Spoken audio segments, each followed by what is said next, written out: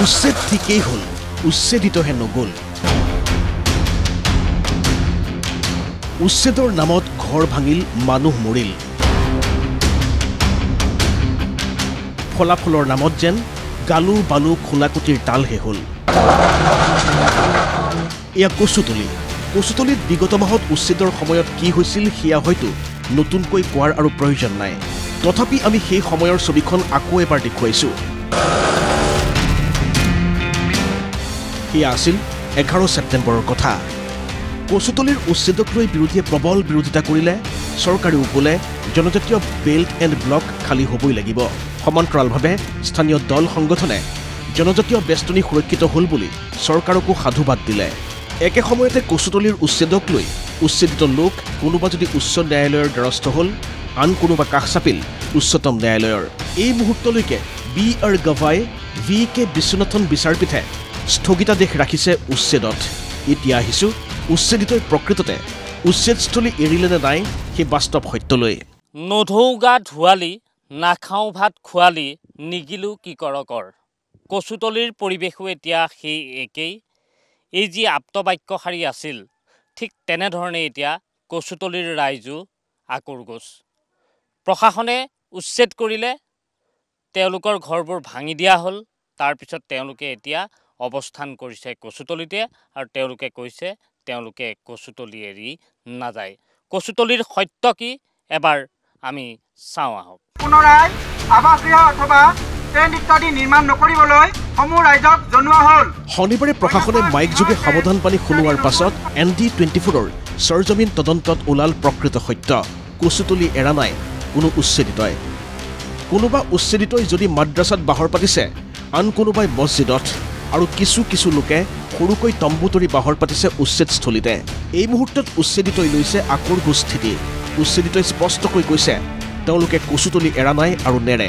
কি হ'ল কথাটো হ'ল, ইয়াতে যেতিয়া উচ্ছেদ চলি গ'ল তেতিয়াতো মানুহৰ টাৱাৰ টোপোলাখিনি অলপ থবৰ কাৰণে ব্যৱস্থা কৰিব লাগিব। কিন্তু সেই বস্তুখিনি হয়তো কাৰোবাৰ আলহী ঘৰত কাৰো কিবা ঘৰত থৈ কেনে মানুহখিনি আমি ইয়াতে যিকেইটা ভূমিহীন মানুহ, এতিয়ালৈকে আমি সেইকেইটা মানুহ এই কচুতলিতে বসবাস কৰি আছোঁ। আৰু ভোটাৰ মানুহকেইটা ইয়াতে আমি এতিয়ালৈকে আছোঁ। এতিয়াও বহুত 200-300 মানুহ এতিয়ালৈকে আমি আছোঁ ইয়াতে। আৰু ক'ত আছে? মছজিদত আছোঁ, স্কুলত আছোঁ, আৰু এইফালে বলফিল্ডৰ সেইখিনিতো মছজিদ আছে, তাতেও আছে। 2-3টা মছজিদত আমি এনেকৈ জীয়াই আছোঁ।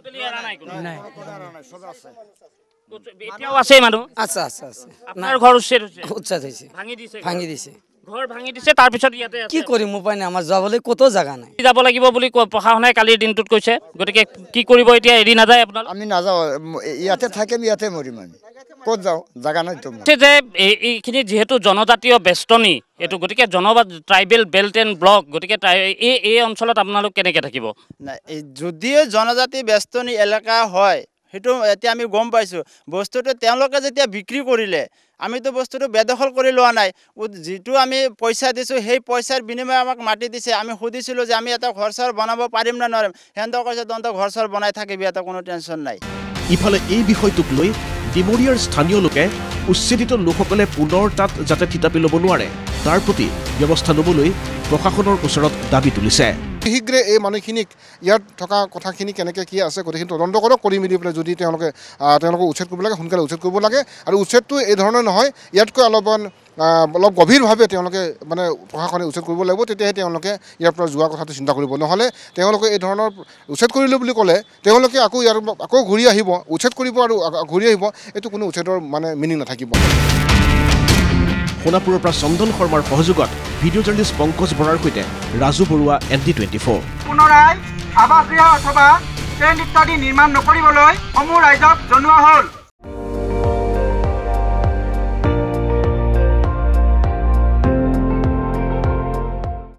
আপুনি চাই আছে ND24, সৰ্বশ্ৰেষ্ঠ নহয় সৰ্বোত্তমৰ দৌৰ।